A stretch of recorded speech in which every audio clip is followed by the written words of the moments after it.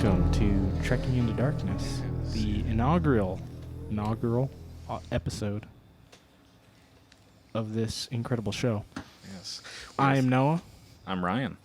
I'm Curtis. So we are three brothers who kind of grew up watching a lot of nerdy shows and movies and those sorts of things. Wow, way to throw me under the bus as a nerd. Yeah.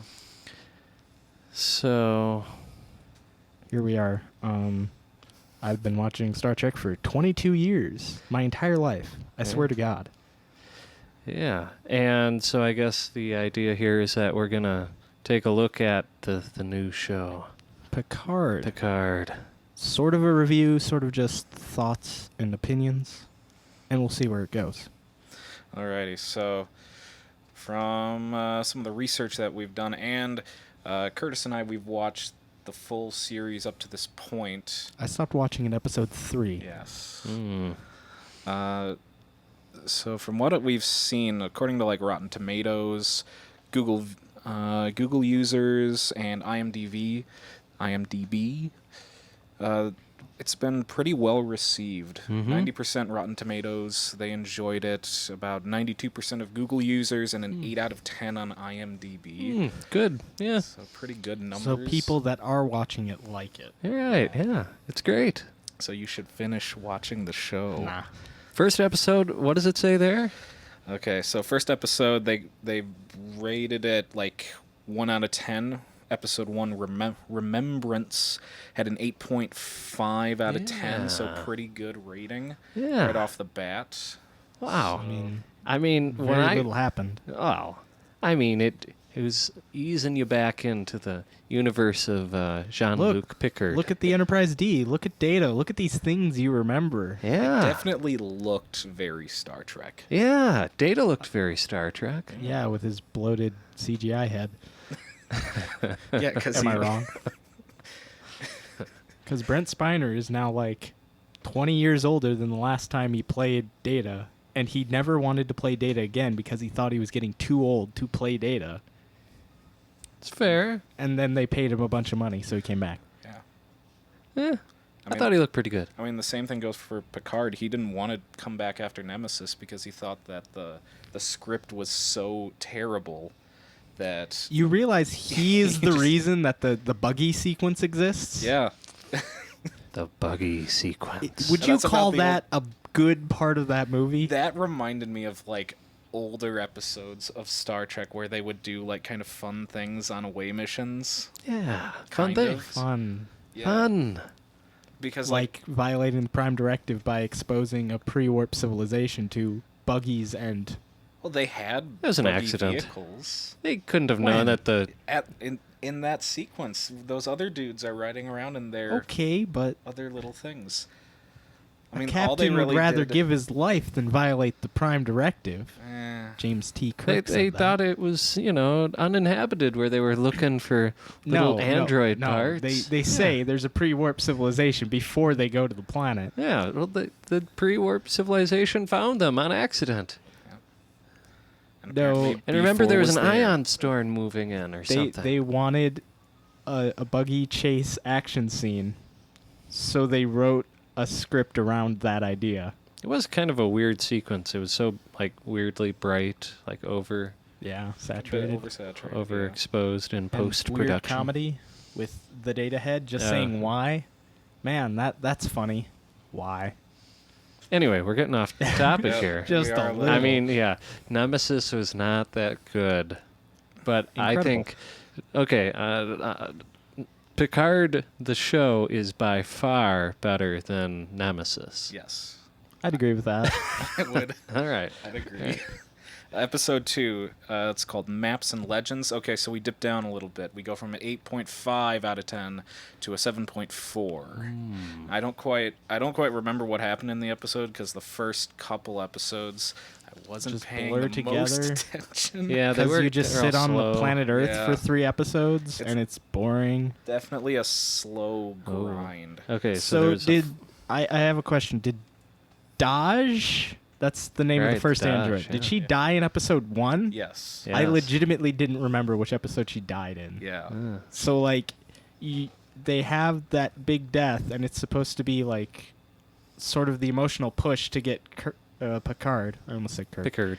Picard to go and do these things, but we haven't spent enough time with that character to develop a connection with her. We don't know much of anything about her, so it's just sort of a pointless death, especially because, oh look, she has a twin sister. It's the same actress. Yeah. So it's just sort of it's just pointless. Yeah, I don't know. I thought it set up a good mystery, Charlie Brown. A mystery. Yeah. Oh gosh. But with their magic thingy. We didn't really that go doesn't make over what sense. happened in Remembrance either, but essentially the whole point of the first episode was reestablishing the world of Star Trek, but also bringing in, this new story of how this android named Daj somehow gets visions of Picard after getting nearly assassinated by a group of aliens. Don't know who they are yet, and she apparently activates, and she sees visions of Picard, so she automatically knows how to find him because she's an android and can search whatever the internet is in almost the 25th century. We're 1 year to 2400. Yeah. Right, yeah. Which So they she's never able mentioned. to somehow locate him after he gives some really bad interview about how he had to leave Starfleet and he didn't want to talk about it, and then he does talk about it and he gets really upset. Oh, right, yes. The interview. Yeah. What So- a sequence. So that happens. She finds him. He's really confused about who she is, and then he kind of pieces it together after a little bit of time that this is the daughter of, Supposedly. kind of the daughter of Data, because he drew a painting of her 30 years before. Yeah. You know who he actually painted? His real daughter, Lol, Oh yes. from the Lol. episode Offspring. I want to say it was Offspring, but Offspring also might have been the episode where Deanna Troi got impregnated by some space thing. I don't remember which episode was which, but Data built a daughter. Her name was Lol. Lal. Yep. This was before the time of LOL. It was in the 80s. Ha ha ha. So yeah, there was specifically in the episode Birthright, I believe, you see him having he painted her. Well, that's interesting. Guess I don't remember that. I'll You have to watch you it. also get to see the Captain Picard Day poster. He wouldn't banner. have kept that. There's no I way. was so excited to see that thing because He I was wouldn't- like, that's one of All the right. few things I really remembered from Two- the show. two- how much two he things. hated that poster. Two things. Right, he hated the poster because he hated Captain Picard Day. Yeah, that because weird, he that weird hated clay. children. Right. Yeah, the clay, The clay bust of him. Picard. I think the clay bust won. They Oh my talk about in God. that episode is there's a contest to see who won Captain Picard Day, and the bust won. I'm pretty sure. So he hated children. He hated Captain Picard Day, and there's also the fact that the Enterprise D exploded. There's no way that banner survived. Oh, he shipped it back to Yeah, his storage probably. unit. Why? Right after, he didn't because he like. secretly Why would he have liked kept it. that? Yeah. He secretly liked the poster. he did. So he shipped it back immediately. That doesn't make Yes. sense. He used Scotty's super trans warp Oh, no. beaming Any- to get it bring back up to J.J. Earth. Abrams. So we'll bring up J.J. Abrams in a second, Oh, maybe, Lord. if we have enough time. If we get there. So what happens after that? Dodge gets hunted down by these Romulans. They discover that they're Romulans because one of them took his helmets off. The at some Jad point. Vash. They figure that out in the second Second or third. episode. Well, first episode she dies, and the dude who kills her with his spit, his blood acid, his helmet came off during that fight. That's it. Also, I don't know if you noticed in that fight, she jumps like she's in the Matrix up Yeah. the flight of stairs. That makes no sense. She's an android. Yeah, she's an android. She's a super Yeah. android. Yeah. Oh my god. We don't need the got an Matrix extra- in They, Star extra Trek. spring they in her show that step. kind of in a later episode when Oh lord. the other sister, what's her name? Soji. Soji. So she eventually. Who's coming up with these names? I swear to I God. don't know. Well, she eventually activates, and she has to punch through a floor. Right. Yeah. Yeah, She's that was like, episode 7. That was or it's 6. I think, or 5 or 6. You got to catch up so you Yeah, can you see have to this get stuff. caught up I have with this. no Oh yeah, desire to watch we should the rest have of this we should have show. said this at the beginning of the episode. Super spoiler warning Oh, yeah. to the Look, show we'll Picard. we'll throw the spoiler warning right at the front, like just in words, and Sure. probably dub over it. Okay, that works. So yeah, she dies, and then Picard goes and visits Dr. Agnes Jurati, who is You mean Kimberly, from the Scott drummer Pilgrim. from Scott Pilgrim? So we visit the drummer from Scott Pilgrim, and she's apparently the head scientist, and like she knows everything about android techs, because you find out also in that episode that all synthetics, so androids or I think holograms are still okay. So just right, androids. so just pretty androids, much. which means not all synthetics, because the hologram would be a synthetic person still, technically. by technicality. But what do I know? These people aren't scientists. Yeah. Neither am I. So we also find out that all the androids are apparently banned because of a catastrophe on Mars. And this catastrophe on Mars led to the Federation not sending aid to the Romulans, because you find out that that supernova did destroy Romulus, which they showed in Star Trek, the 2009 Star Trek that J.J. Abrams. So there's that connection there. Yes, Great you movie. have strong feelings. Oh boy, Towards those. Excellent movie. Yes, quite good. you can't actually think that. I think I saw it twice in theaters. Yeah, we watched it a few Oh times. God, I enjoyed it. you would. Yeah, it was great. Curtis likes Leonard Into Nimoy. Darkness. It was fun. Into Darkness is great. That was a good It's one, too. a ripoff Benedict of Wrath of Cumberbatch. Khan. It was so He's good. he's Anyways, the greatest modern actor of all time. we find out He's that not all the Khan. we find out that all the androids are no longer allowed in the Federation. So Dr. Jurati Kim from Scott Pilgrim, she essentially just kind of sits at her job all day and kind of does nothing. She For just what kind of does reason? like, Why is she still sitting there? She would go and do something else. I don't know, but she's still there. And you also find out that another character from TNG was also there with her. They were very close. It was Dr. What's his name? Maddox. Bruce Maddox. Where they had the episode where they put Data on trial. The Measure of a Man. The Measure of a Man. That's Great a great episode. very good Which episode. is, it's interesting that they reference Bruce Maddox specifically, because it'd make you think, oh, they watched Measure of a Man, but they have in the flashback sequence, I think it was in episode 3, where you see the Mars catastrophe. They have all these androids who are essentially slaves, and that's why that was like the point that gave Data his freedom. He was like, Oh, yeah. we shouldn't make a slave race out of all the androids that Bruce Maddox will build. And then they went and did it. It's almost like they didn't actually watch the episode. Weird. Or Data died and Bruce Maddox could do whatever he wanted. Kind of could. But he didn't have data to build his androids based off of. They said But I that- suppose that they're So not the- like actually advanced androids. No, they're not really. They just kind of talk. Then and what's the do their point? Jobs. But the way how the Daj and Soji were created was based off of like a part of Data. Positron of Data's brain, which makes no sense. That'd be like smashing a hard drive, taking one piece of it, and then like, oh look, I can put it all the information back together from this one little piece of the hard drive that I smashed. That is kind of weird.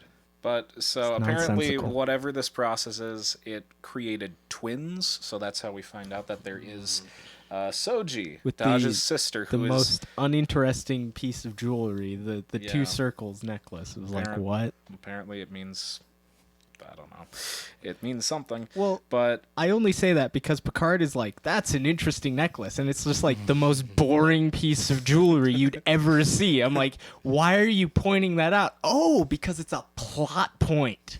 Got it. These are really Yes. good writers, by the way. so that happens. We get to episode. Well, we also find out that Soji is apparently on a Borg cube somewhere with Romulans. That's People the will big recognize the Yes. Borg. Yep. Yes. Oh, You but remember there- the Borg, don't you? There's some other kind of cool TNG characters that well, at least one pretty cool TNG character that comes out of that. So later on, when they're on the Borg cube, we meet up with a Oh, little Hugh. old character, Hugh. Right. Not Q, John DeLance, No, but no. Hugh. Hugh, the We're Borg still- that originally showed up in the episode I, Borg in like season 6 of TNG, and then showed up in The Descent part 1 and 2. Yep, that was the last time you saw him. That I was was just the last reading time about you saw this. him. I know. Yeah. I just watched The Descent part 1 and 2. Oh, So Is- That's the episode when Lore, the Descent, that's when he dies? Or Uh, is that later he gets on? deactivated. he gets deactivated, Yeah. and then they specifically say they disassemble him. So Okay. Maybe the Laura fan will come theory, back at the maybe Lore will come back. I mean, the fan theory is Lore was disassembled, and then Janeway dumbed him down and threw him on that alien planet Nemesis, and that's B4. Yes, of course. No, that would But pieces of B4 are still there. right. They show Right. they show the They B4 they show pieces. B4 Yeah. taken apart. And it's like, oh, he didn't have a good enough brain. He couldn't keep data. All right, so Wasn't advanced at enough. that point you go like, oh, we tried to save his memories, and then we were able to use that to sort of build Soji and Dodge. That would make sense. It was like, oh, some of his memories were still lodged in this B4 unit, and we were able to use that. But that would make sense, and these writers don't like to do that. So this all happens, and we get to episode 2, and we learn about the Utopia Planitia shipyards that were destroyed due to these rogue synths. So these androids that you see them kind of get like this weird coded message, and they all start like brutally slaughtering people. And that's where we delved into the super Dark Trek, not Dark Trek Deep Space Nine Dark Trek, but like graphic Dark Trek. Yeah. So that was actually another talking point that I wanted to bring up. So like, which installment of Dark Star Trek are we in at this point? Because technically it sort of started at DS9. Yeah, by technicality, it started at DS9. DS9 went to very interesting places by putting moral characters in morally questionable situations and having them have to deal with that. And then season 3 of Enterprise, you had Captain Archer do morally questionable things to accomplish his mission, which could be darker to some people. Thanks for ruining the series. Back. No. That's a Futurama reference. And then, I don't know, like 2009 Star Trek isn't really dark. They just blow up planets kind of willy-nilly and then don't think about it in any way. They don't consider the gravity of that situation. Oh, Spock Except does. right, but they only use that as a plot point to get Spock out of command so Kirk can take command. Spock was so sad. He was very so sad. I am so sad. So very, very sad. So sad. We're bringing it all Thank around, you. folks. So yeah, but then is Into Darkness? Would you consider that a darker Star Trek? Well, like the it's just title kind of says it. right, but like no. It's not that dark. it's like just- it's a cheap action film with I wouldn't say it was No cheap. They spent a lot of money well- on that movie. well, there's one scene where Benedict Cumberbatch apparently crushes the man's head. Oh, yeah. right. But they but don't that's- show it. They don't show it. Kirk dies, but then they immediately bring him back to life. Once again, to they're just dribble blowing blood. random crap up and not really caring. I don't consider J.J. Abrams' films dark Star Trek. It's just bad action to me. Star Trek Beyond was actually kind of Star Trek-y. It was fun. Thanks, Simon Pegg. You're a great guy. And That then was pretty good.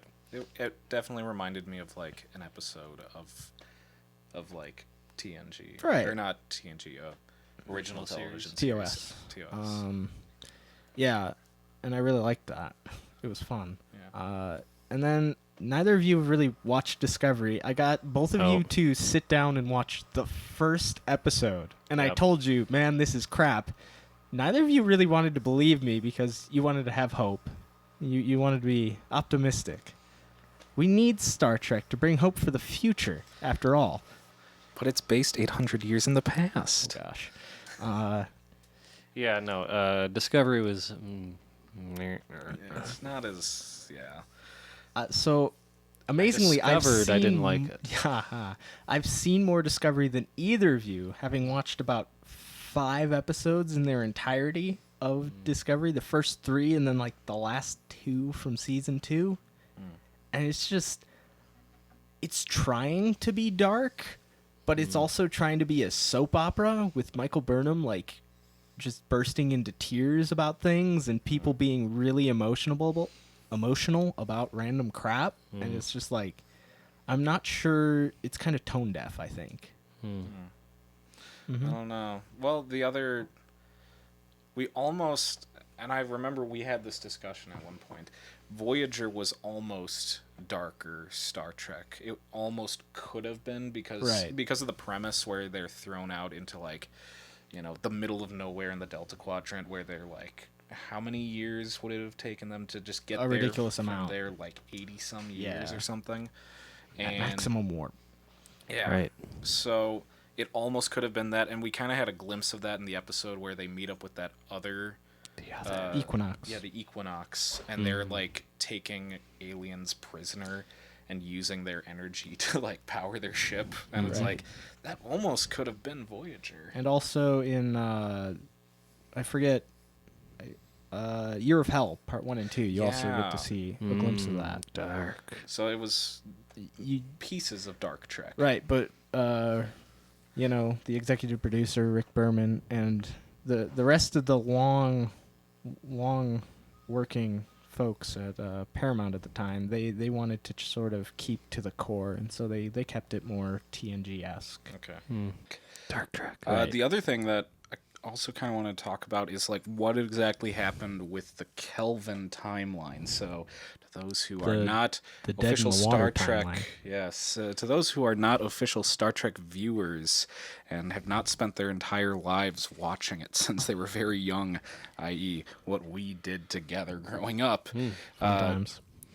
Eventually in 2009, Star Trek kind of made a big change. They kind of changed brands, I suppose, and they got with the times. They rebooted the franchise. Pretty much. So they established what was called the Kelvin timeline, where essentially there was, and it kind of takes place within the Picard show in a way because they bring it up. So there was a supernova that destroyed the galaxy. Yes, the galaxy. No, it destroyed the planet Romulus, and the Federation was trying to prevent this at any cost, and Ambassador Spock was sent to my nose hit fix the problem, and the red matter. Yeah, the red matter, which turned the supernova into a black hole. Which created a black hole which sucked up the supernova, therefore eliminating the threat. Yeah. Which, if you haven't watched Star Trek 2009, they don't even say it's the Romulan sun. It's just a star exploded and threatened the galaxy. Right. That's what Spock says, word for word. Well, so J.J. Abrams is a great writer. He understands space. That's why Spock could see the destruction of his homeworld from a completely different planet. That doesn't make sense. Maybe they put a giant magnifying glass in front of him for that one shot. Well, he's getting old, and they had to cut out the pre-scene where they showed them setting it up for him. I'm not even going to dignify that with a response.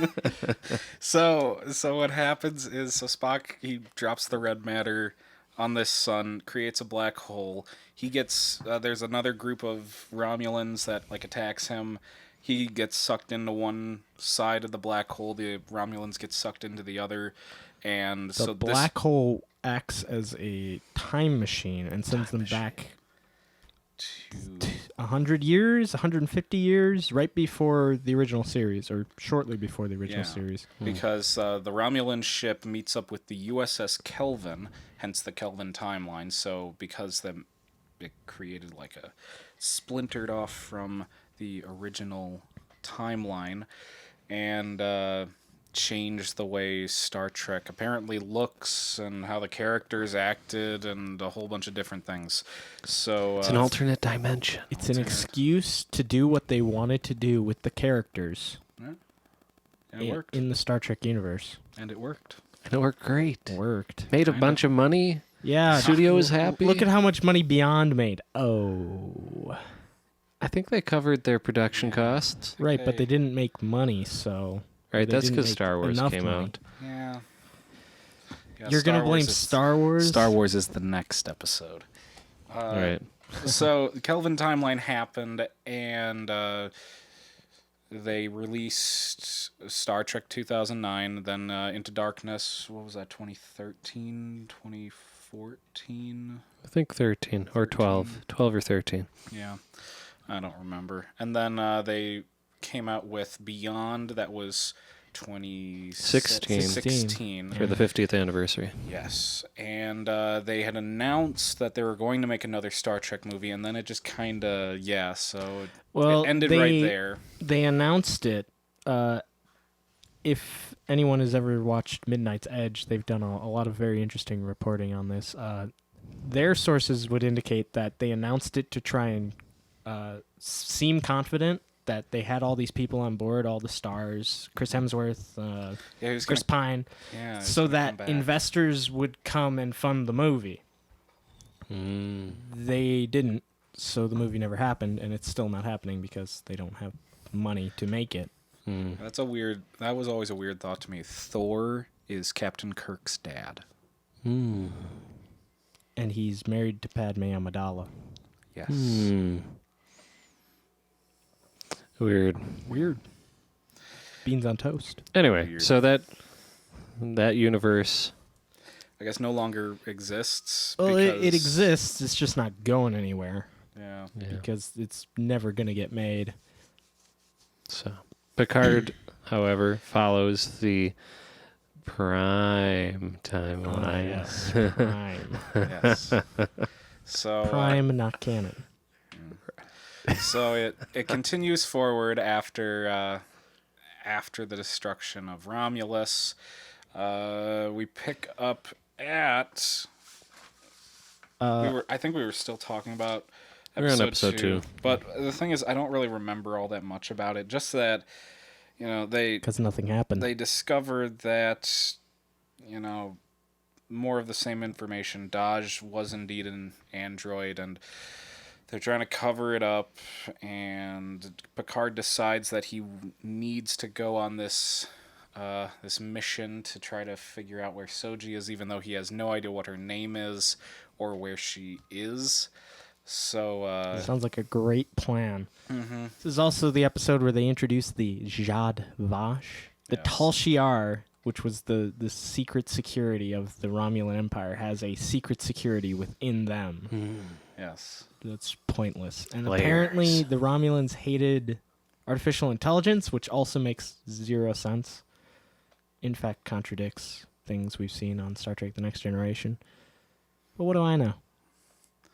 Oh, there was that, and it just, whenever I thought of the Tal Shiar, I just remembered that the episode of DS9 where Garrick is discussing the Tal Shiar with his mentor / father, and he's like, "I thought you said the Tal Shiar was sloppy," and so then I'm like, so there's a even secreter, sloppier version of the Tal Shiar within the Tal Shiar.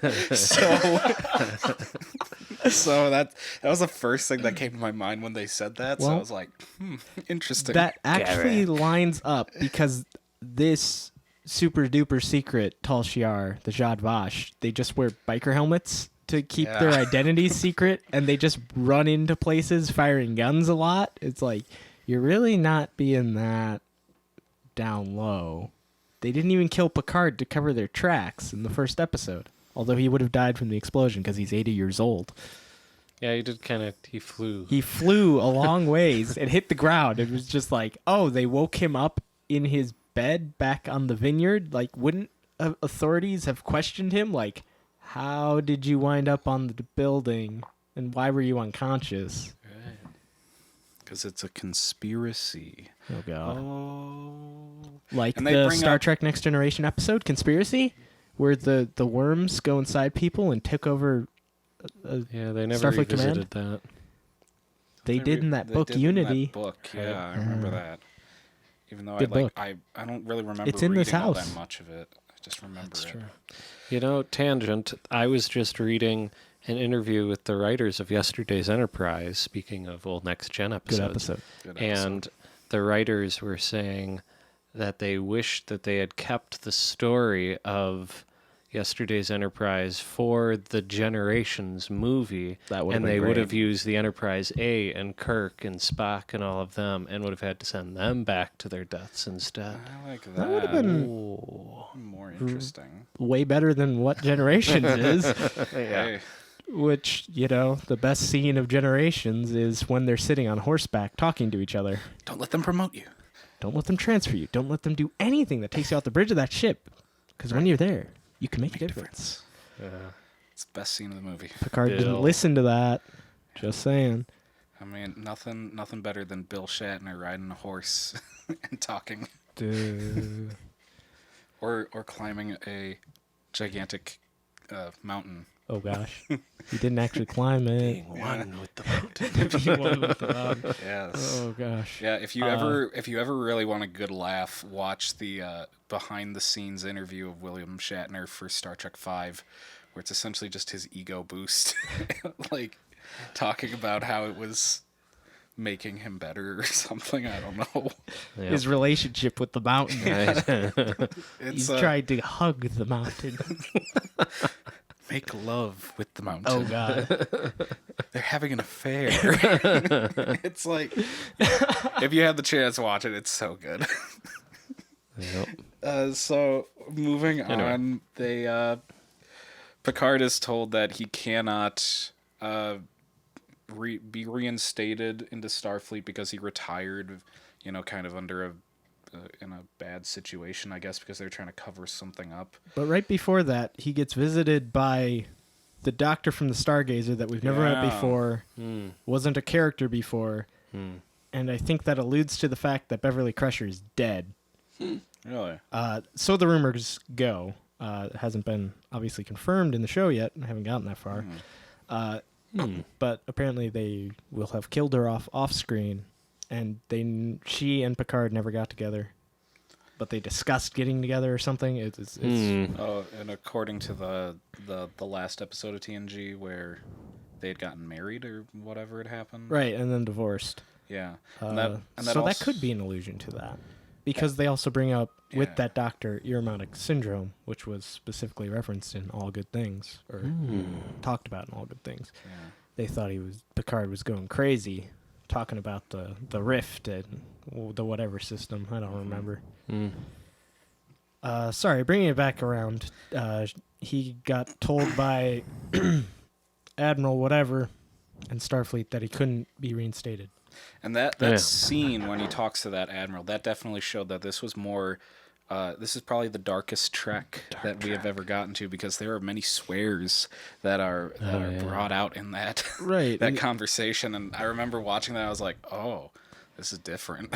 Angry dark like, Trek. Yeah. It's dark in presentation. It's trying to be edgy. It's not like dark content per se. It's not.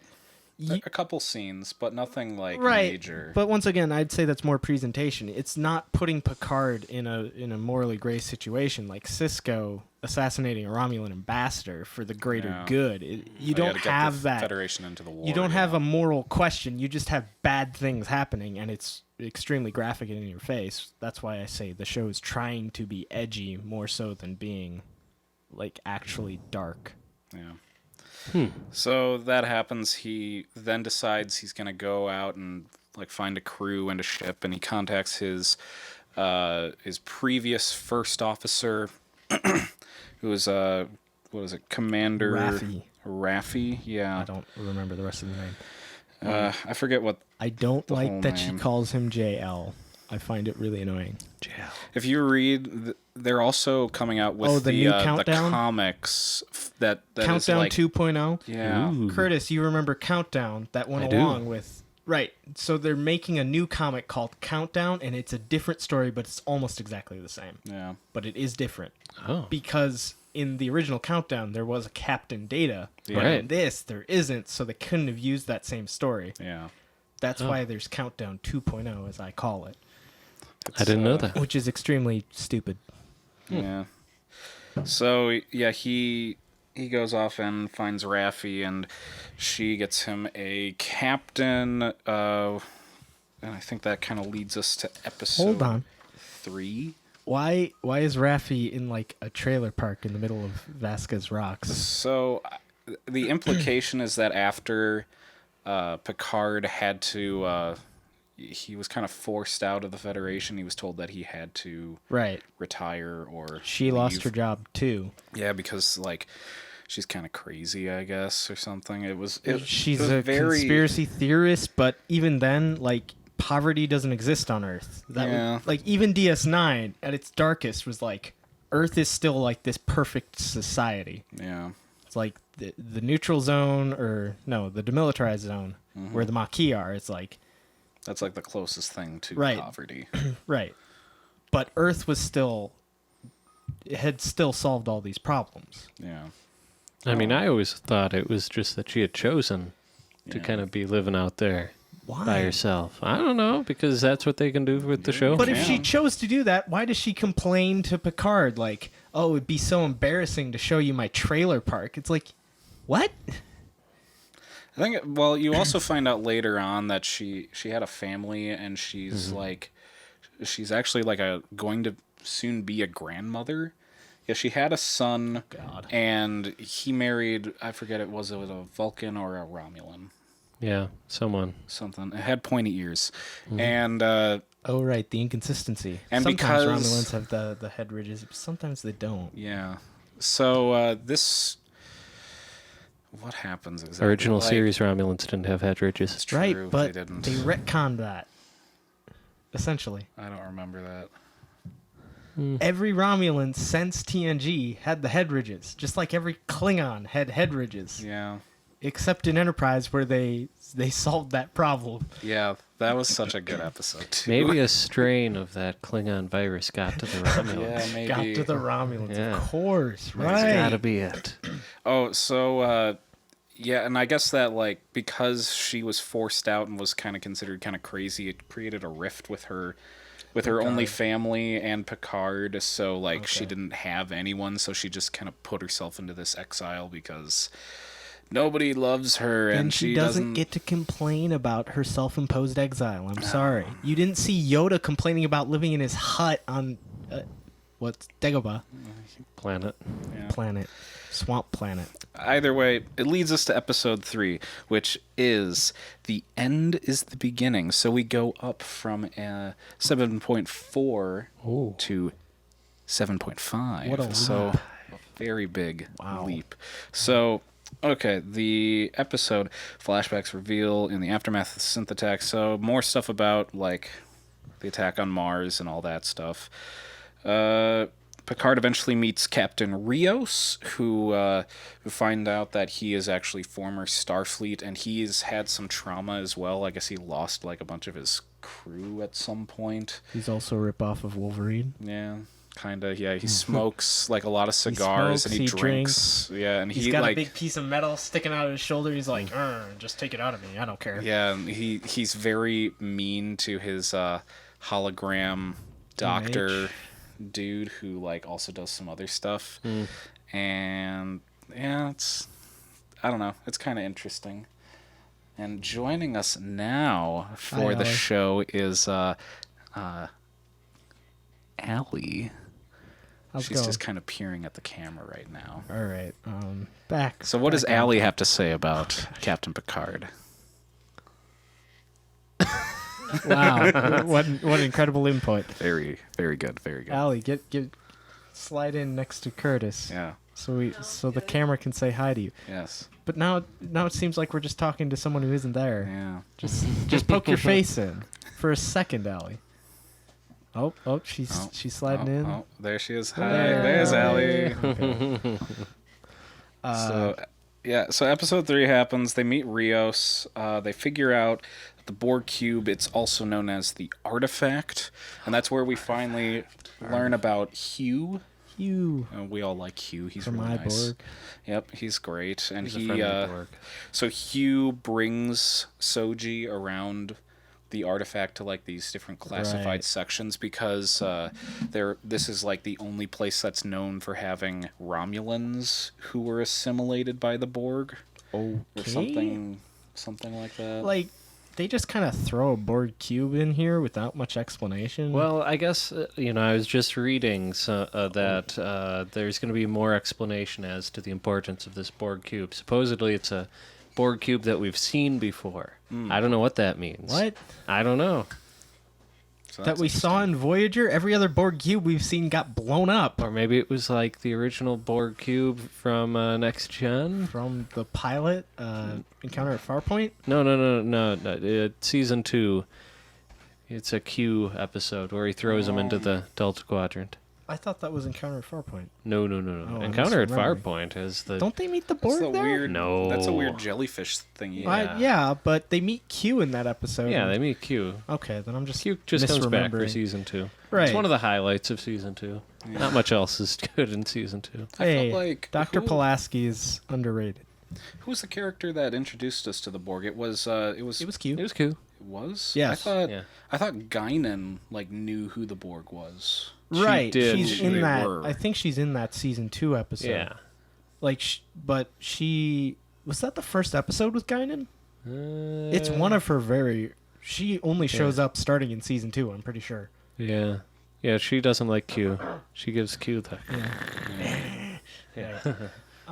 So there's that. We figure out that they're trying to bring these Borg drones back to regular civilization so they can be helpful and prosperous. And It's interesting to whatever. note that while other Borg we've seen that have been deborgified have had 709 had some personality issues, integrating into society.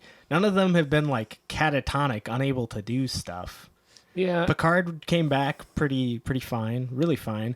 Janeway came back really fine. Tuvok came back really fine. B'Elanna Torres came back pretty fine. Yeah, but they were 709 even came back around to the whole situation, and that only took 2 seasons.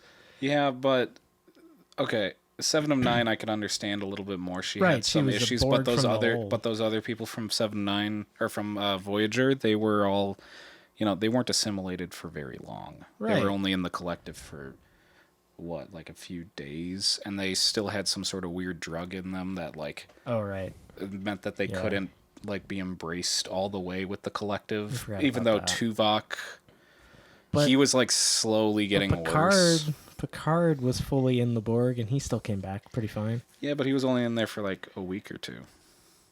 Right, but I assume these Romulans weren't assimilated as kids No, but they had been there for a long time. for a while, but For I feel at least like- a few years. I don't know. Except for one of them, which was that weird scientist person who apparently saw Soji as The Destructor. the Destructor. Destructor. So What does that mean? it means, It means a giant. Ghostbusters. Yeah, I was and going to say a giant state puff marshmallow man is going to come and destroy the Borg cube Yeah. in space. Yeah. I would actually watch that. Well, Finds a I've got a captain. quick point Okay. that we kind of glossed over. We in the beginning of episode 3, we see Utopia Planitia explodes. Oops, hit the mic. The androids blow it up for some reason. We see them kind of get hacked. There's part of the shipyard on the surface, which doesn't make sense. Not what we've seen before in Star Trek, but I'll gloss over that. There shouldn't be enough of an atmosphere for an explosion to be fueled on Mars, which doesn't make sense, but I'll gloss over that.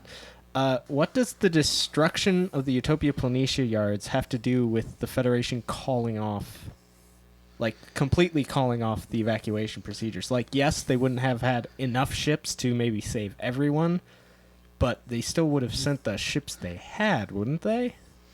I don't know. The impression I got was that they had to build a whole bunch of ships to make it happen, and then... Which doesn't make sense. Well, it must... I don't know, maybe the tragedy was so crazy or something that they had to have ships come back and deal with it. I don't know. I didn't really catch any particulars in that area. Something else. Why wouldn't the Romulan Star Empire be able to evacuate their own homeworld? They have ships, And anyone who says that they didn't know that their star was going to explode is stupid. There's a... Do you remember the TNG episode, The Inner Light? Maybe the Remans did it. The Remans did it. Oh, Wait, gosh. is that the one when he gets the flute? Yes, the flute episode. So in the flute episode, he lived a life. He lived like someone else's life through the weird mind probe. probe. Yes. Yeah. On that planet of pre-warp civilization, they figured out their sun was going to explode at least 2 years before their sun exploded. The scientists, it was like, we figured out this was going to happen 2 years ago. But then there's a time jump, so it was probably more than 2 years by a significant amount. The Romulans should have known that their star was going to explode and, like, done stuff. Yeah, the problem with that is, I mean, J.J. Abrams just zipped through, you know. Right. It's a quick little mind meld with Spock for all that backstory. Yeah. Right, but now we're still dealing with the consequences, and it still doesn't make any sense. Well, the implication for Starfleet is that there's some big conspiracy within Starfleet that they never wanted to do the evacuation. Picard was like the main driving force for it, and they needed the synthetics, all the androids, to help either with the evacuation or to build the ships. And when the ships are no longer able to do that and synths are banned, it gave Starfleet enough reason to call off the entire thing. And then Picard decides to leave on his own accord, you know, in protest. Become a hermit. Taking himself out of a position to affect change that he wants done. That's a smart move. He did not listen to William Shatner on that horse. What an idiot. Yeah. So that all happens. He finds Rios. We learn more about the artifact, Hugh, and a couple other characters, like the boyfriend, weird stalker dude of Soji, who is Not Theon Greyjoy. no, He looks like him. Does all look right, a I'm lot not like crazy. him. Like, I saw him, I'm like, that looks a lot like Theon Greyjoy. He's- Curtis, Theon Greyjoy is a character in Game of Thrones. That's what I mean, yeah, the gray in the name kind of that gave it away. Of I'm that, sure, yeah. So it was. He does kind of look like that. And then we also discover a little bit more about Federation security, either in the first or the second episode, where there's Commodore O, who is a Vulcan, and this... You mean Agent O Agent O. from Men in Black. Ah, She even wears the sunglasses. Yeah, that does happen. I forgot about that. I'm not the first person to make that joke. It's not mine. Okay. But we see her, and she's talking to this other, who we believe is another person in Starfleet security, and we later find out is the sister of the weird stalker Theon Greyjoy dude, and they are like trying to tap into Soji's memories, and they're trying to find something out about her. You find out later. I think in episode 5 or 6 what that was, kind of. And, yeah, the implication is that she is a very aggressive, and she wants to do this like the old-fashioned way, let's just beat the information out of her kind of thing. And the Theon Greyjoy stalker boyfriend dude is, like, trying to be all secretive and coy and, like, bashful about it. It's kind of a... And it also, like... There was a moment when they were talking to each other where I thought this was going to go completely Game of Thrones, where I thought they were going to start... They get really close. And yeah, like, I was like, are they oh gonna no. make out? This is like... It's weird. It's weird. Yeah, so I was like, this is really dark track Don't now. This is getting... Don't they get even like more handsy in later episodes? Not that I watched them, No, Not really, They no. don't. Okay. But for a moment, I thought that was going to happen. All right. And... to be honest, with how Very TV well, is it now... Yeah, it could have been written that way, Yeah. and then they were like, yeah, this probably won't go down well, and reshot it or re-edited it out. So that all happens. They get on the ship, and they're going to start trying to figure out where everybody is. And They learn that Soji could be the Destroyer. The Destroyer.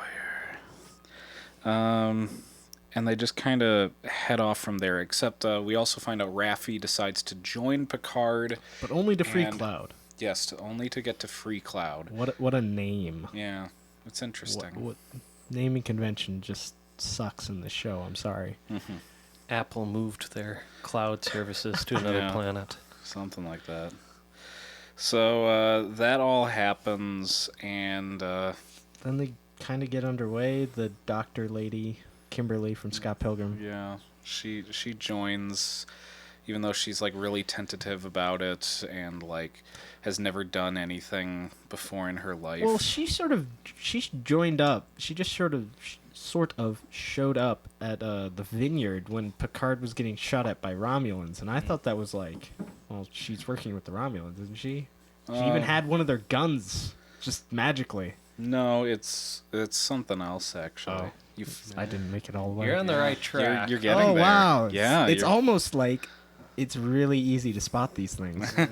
No subtlety. Wow. So maybe we should get on to another talking point in the meantime. So the next thing that I kind of came up with was nostalgia versus story writing, because that's kind of a big thing that's happening in a lot of media and TV and movies right now. We have a lot of...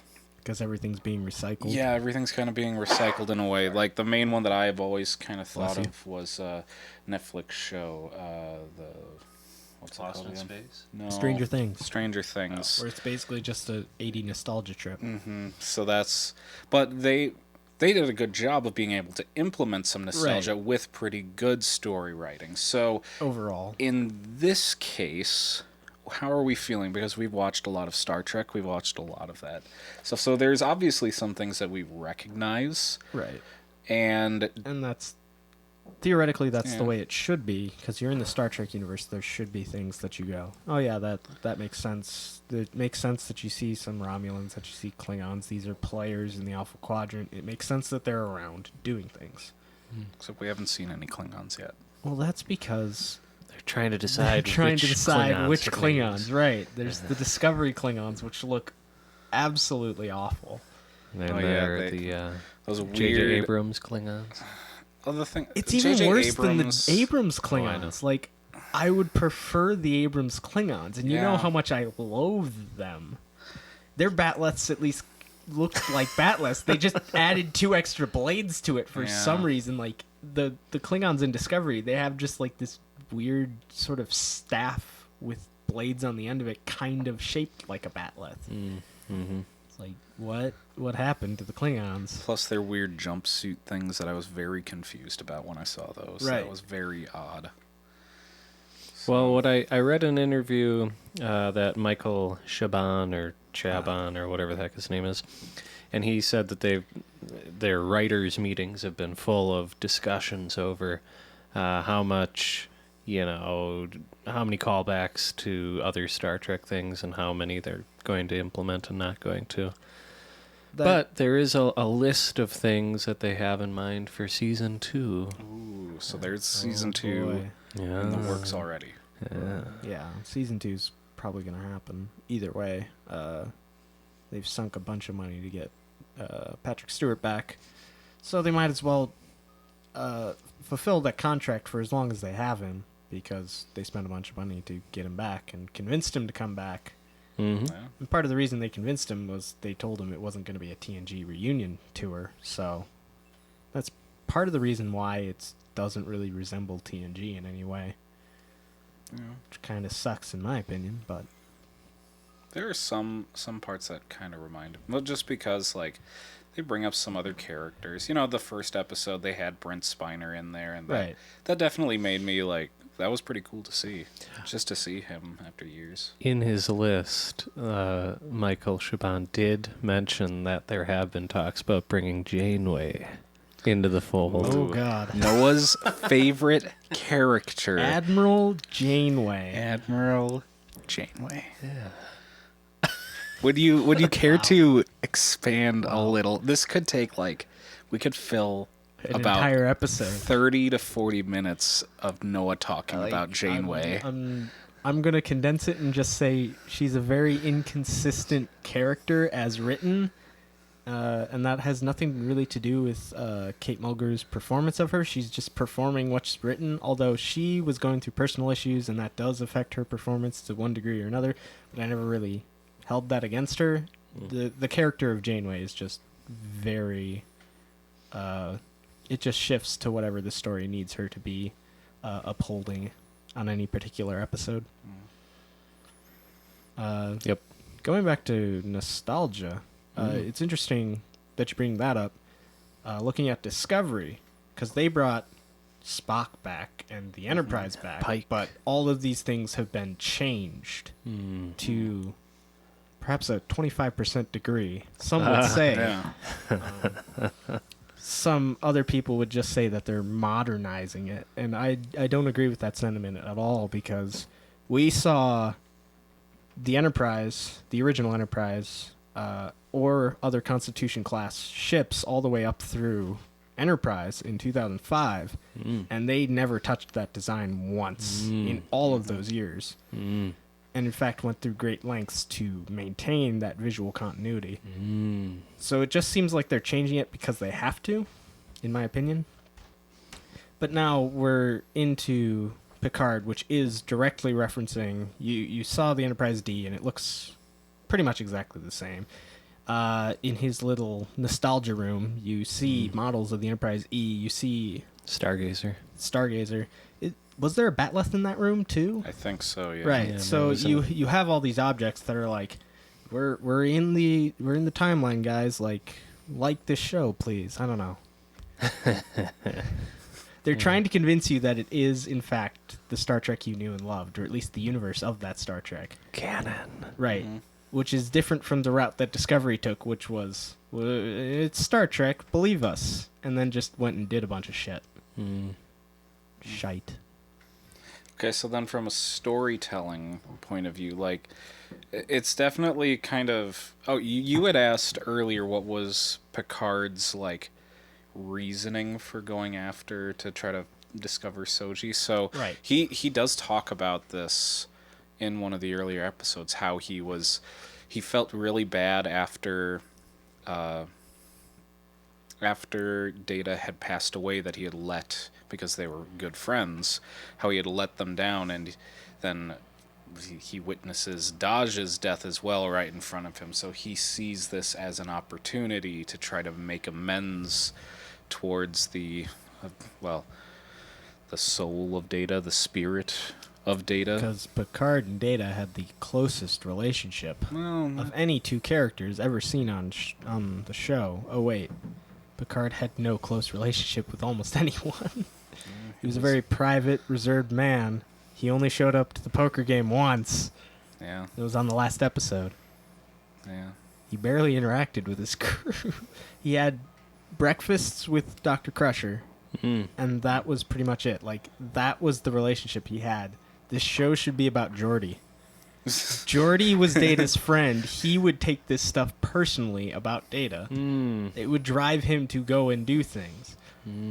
And you could make the argument that, like, oh, he kind of helped Data go and kill himself. He felt guilty. He dropped out of Starfleet. Didn't want to do all these things. It makes more sense as a Geordi show. That's not my idea either. I saw that online. No. So yeah, there's definitely some inconsistencies with the storytelling.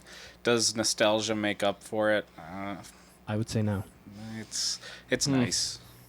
Yeah. There are definitely some parts where I'm just like, hey, that's pretty cool. Or when, like, other characters show up. Like the That is Romulan nice. bird of prey. Like the Romulan bird of prey, Why- which happens in episode 3. Yeah. That was episode... I thought that was episode 4. Might have been. That's 4. Um. Because I didn't see it. Oh, okay. Oh, yeah, episode 4. Yeah. So technically, we've already pretty much talked about all of episode 3. So episode 4, that's where we see another flashback of Picard to, like, just prior to the bombing on Mars. Right. Where he goes to this planet of other... The Romulan nuns. Romulan nuns and other Romulan settlers. The nun warriors. Which... There were nun warriors, yeah. in that sequence, is it mentioned at all that the Federation had helped relocate those people? I'm not sure. Okay. Because at that point, it would really not make sense. It would be like the Federation started evacuating these people, but then they stopped because their Utopia Planitia blew up or something, which seems like an unrelated event. No, it was... The shrug. I know that he was supposed to come back and like continue helping them, but Helping Elrond. yeah. I mean Elnor. Very subtle, Kurtzman. He definitely looked like Elrond a lot. Wow. I believe, I'm not certain because I didn't actually see any of this, but I heard that like Kurtzman even said in an interview like he was trying to be like make an homage to Elrond because he liked the character, but it's like where's the line of homage and like blatantly ripping off? They both have swords, they both wear purple, they both have pointed ears, they have the same hairstyle. They have a tiara. Yeah, like or headband thing. There was a line at some point, and they went over it. It's like you're just ripping off Lord of the Rings. I'm sorry. Well, so we learn a little bit more about Picard's relationship with these nun people, and and how he there is the young boy that he like he taught him about what the Three Musketeers or something, and fencing and fighting, and because Picard was all into children. He loved them so much. Captain Picard. Wait, he's definitely into fencing. That's true. That's true. He fenced with Guinan. Yes, in at least one episode. Yeah. Yes. So it's a little bit of back and forth, kind of into that. Relationship that he has with the Romulans. They come back to that planet where they kind of left him there, and the humans are definitely not welcome there. It's very mostly on the nose commentary, one might say. Yeah. Very subtle. Yeah, it was definitely interesting. But I will say, like, this episode, I was not really paying the most attention. I think I was cooking dinner while I was while it was on in the background, so I was kind of peering in every once in a while. So Curtis, what do you remember about the episode? Because you probably watched it more attentively than either of us. Yeah, I didn't watch it, so I think you win by default. Strange New Worlds. Yes, very New strange. Civilizations. I'm trying to read. I honestly don't remember it. It was a couple weeks ago. Right. However, I am looking. It was directed by Jonathan Frakes, one of the 2 episodes that he directed. That's true. So that's cool. I have heard that this episode seemed more like Star Trek, at least in that department. Like it seemed like it was directed by someone who's directed Star Trek before. Probably. I don't know. I wasn't paying the most attention. I just remember at the end, they're in the space battle with an old Romulan bird of prey, which we don't really know where that came from. No, yeah, this had the cliffhanger because Seven helped. Beamed aboard. Yeah, her ship got blown Picard. up, and yeah. I saw the trailer. I didn't watch the episode. Yeah, no, that was the big cliffhanger or whatever. That was fine. Yeah, it was. Why would someone use a Romulan bird of prey from the original series era? I mean, they mention it kind of, in the dialogue in the background. They're like, oh, yeah, this guy has this old ship for some reason. Yeah. Why? Because it's cool? If it's a collector item and you have it because you're cool, you're not going to take it out and fight other people with it. Because he was. You would potentially damage your cool old ship. And he did. At least a big part of it got, blown off. Yeah. One of the warp nacelles or something. Like I said, I was cooking dinner. I don't really remember. Right. Yeah. So that all kind of happens, and this is going to lead us into episode 5, which we'll get to next time. We'll get to next time. So, because we're running out of time. Enough time. Not enough time. So next Voyager, time. the caretaker. Plus, this does give us because the episode 8 will come out, and then we'll have 4 episodes to talk about for the next one. Cool. Alrighty. Cool.